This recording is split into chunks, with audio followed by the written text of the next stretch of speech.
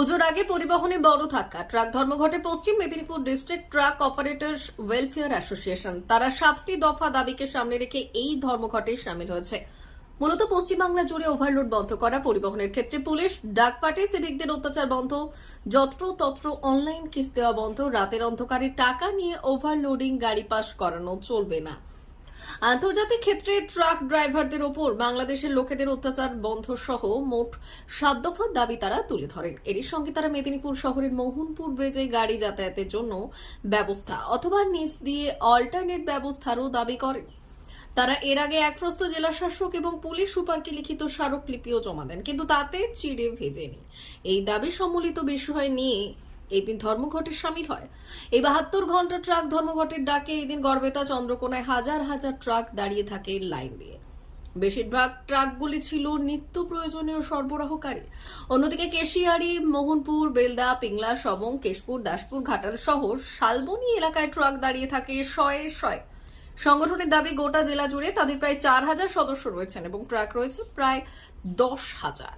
এদিন সকাল থেকেই সব ট্রাকই বন্ধ রয়েছে, পালন করছে ধর্মঘট। অন্যদিকে এই ট্রাক ধর্মঘটের জেরে সমস্যায় জনতা। মাছ, মাংস, শাকসবজি তো বটেই, এছাড়াও জরুরি প্রয়োজনীয় জিনিসপত্র সরবরাহে পড়েছে ঘাটতি। কিন্তু এই ধর্মঘটের জেরে অমিল হবে নিত্য প্রয়োজনীয় জিনিসপত্র কেনা বেচা, সেই সঙ্গে দাম বাড়বে এই নিত্য প্রয়োজনীয় জিনিসের, যার ফলে সমস্যায় পড়বে জনতা।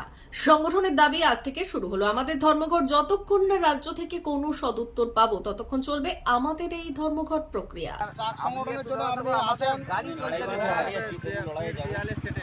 ওতপ্রোতভাবে আমরা সব দিন আপনাদের সাহায্য পেয়েছি, আমাদের জন্য যতটা করা যায় সেটা।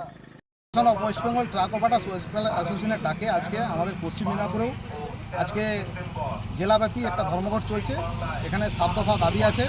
বিশেষত পুলিশি জুলুম, পরিবহন আধিকারিকদের যেভাবে অত্যাচার, রাস্তাতে এবং অফিসে দুর্নীতি, এর প্রতিবাদ, এবং আমাদের জেলার সর্বোপরি মোহনপুর ব্রিজ, যে ব্রিজটি 3 বছর ধরে অবরুদ্ধ আছে।